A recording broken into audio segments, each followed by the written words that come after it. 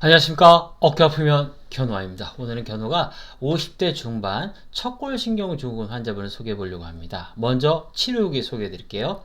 골절이 돼서 뼈만 붙으면 다 끝나는 줄 알았어요. 기부스를 풀고 나서 재활하던 중에 손저림이 생기기 시작해서 벌써 몇 달째 고생인지 모르겠습니다.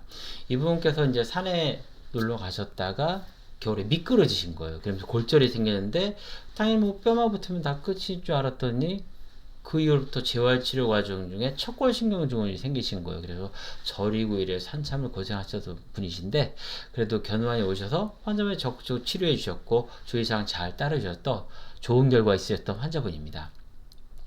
심할 때는 자다가 깨기도 했어요. 손저림이 사라지고 나니 세상 참 편하고 좋네요. 진작 견우환에 올 걸 그랬어요. 몰랐던 부분으로 다 알려주시고 정말 감사합니다. 영등포구 신길동에 사시는 50대 중반 가정주부로요. 작년 겨울에 지리산에 놀러 갔다가 미끄러져 넘어지면서 오른팔이 부러졌습니다. 겨울에 산들 많이 가시잖아요. 지리산도 예쁘니까 갔다가 넘어지신 거죠. 그러면서 오른팔에 골절이 생기시고 그러면서 이제 고통이 시작되셨던 거죠. 처음엔 통기부스를 하다가 방기부스로 바꾸면서 7에서 8주 정도 착용했습니다. 그 후 손저림이 생겨 올해 5월에 정형외과에 갔고 엑스레이 검사상 척골신경증후군 판정을 받았습니다. 팔꿈치부터 손가락 4지 5지 방면을 절여서 인대 강화 주사 충격파 치료를 받고 있는데도 저립니다. 주사 충격파는 아프기만 하고 나아지는 게 없으니 스트레스만 받고 있습니다 라고 하시면서 견우환에 오셨던 환자분이신데요. 척골신경증후군 이렇게 외상으로 해서 골절로 해서 생기기도 하지만 팔꿈치 이렇게 구부리고 많이 생활하는 분들에서 생겨서 4지 5지에서 팔꿈치 쪽으로 해서 저린 이런 증상이 나오는 게 바로 척골신경증후군입니다. 척골신경증후군의 원인 알아보겠습니다. 별다른 원인 없이 생기는 경우도 3에서 50% 정도 됩니다. 두 번째는 팔을 많이 사용하는 사람들. 팔에 역시 문제가 생긴다는 건 팔을 많이 써서 그러겠죠. 슬라이드를 많이 던지는 투수나 가정주부, 요리사나 노동자처럼 팔을 많이 사용하는 사람은 당연히 문제가 생길 수밖에 없겠죠. 세 번째, 턱을 자주 개거나 턱 꿰는 거 아시죠? 그 다음 일하거나 공부할 때 팔꿈치 책상 위에 장시간 올려놓거나 팔을 과도하게 굽히고 일을 하는 경우. 턱을 자주 개시는 분뿐만 아니라 밥 먹을 때도 꼭 이렇게 먹는 분들이 있거든요. 공부할 때도 꼭 이렇게 놓고 공부하는 분들이 있잖아요. 그리고 팔을 과도하게 굽히게 되면 아무리 여기에는 척골신경이 눌릴 수 있겠죠. 그러면 생기는 게 가장 흔하고요. 네 번째는 외상으로 인한 골절. 환자분이 여기에 해당되신 케이스였습니다. 환자분의 발생 원인 살펴보겠습니다. 외상으로 인한 골절이고요.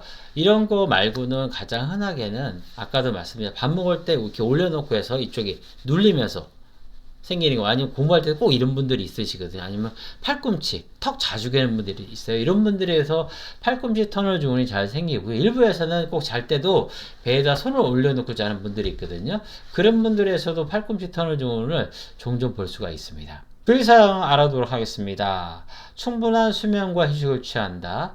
과도한 팔 사용을 줄인다. 아까도 말씀드렸죠. 팔꿈치 터널 증후군의 원인은 중에 하나는 과도한 팔 사용도 들어가기 때문입니다. 그래서 손으로 턱을 괴지 않는다. 왜? 구부러지니까 척골신경이 또 눌릴 수가 있겠죠. 무거운 물건을 들거나 힘쓰는 일을 하지 않는다. 팔꿈치를 90도 이상 구부리지 않고 되도록 펴고 생활한다.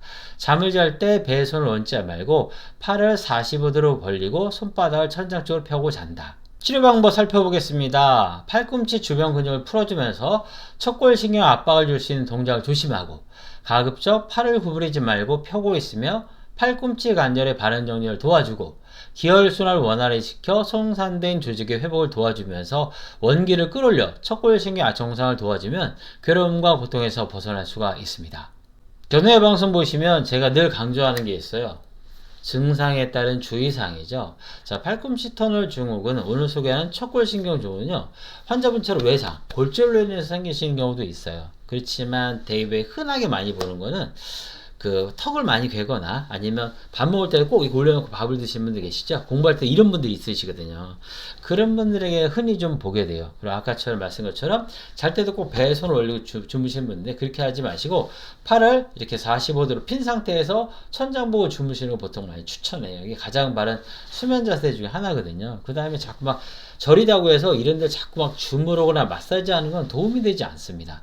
환자분 중에 일부에서 이쪽이 뭐 저리다고 하셔서 정확히는 팔꿈치 쪽에서 4지 5지 쪽을 향해서 저리게 되거든요. 막 이렇게 저리거나 주무르거나 마사지 하는 것은 팔꿈치 터널 증후를 더욱더 악화시킬 수 있어요. 아픈 곳을 주무르거나 마사지하지 않는 게 좋고요. 이럴 때 무겁거나 힘쓰는 걸 좀 주의하시는 게 좋고, 또 이쪽에 저리다고 해서 또 일부러 막 쓰는 분들이 있어요. 그런 거는 증상 회복에 도움이 되질 않습니다. 이런 주의사항을 잘 지키실 때 팔꿈치 터널 증후, 즉 척골신경 증후의 회복도 상당히 빨라지기 마련입니다. 정형외과에서 재활치료를 잘못 받아서 손저림이 온 건가 생각했는데 다른 원인이 있을 수도 있다고 이야기해 주시니 마음이 한결 편해졌어요. 아는 게 별로 없어 답답했었는데 이해하기 쉽게 설명해 주셔서 믿음이 생겼습니다. 치료 꾸준히 받고 스트레칭도 열심히 하겠습니다.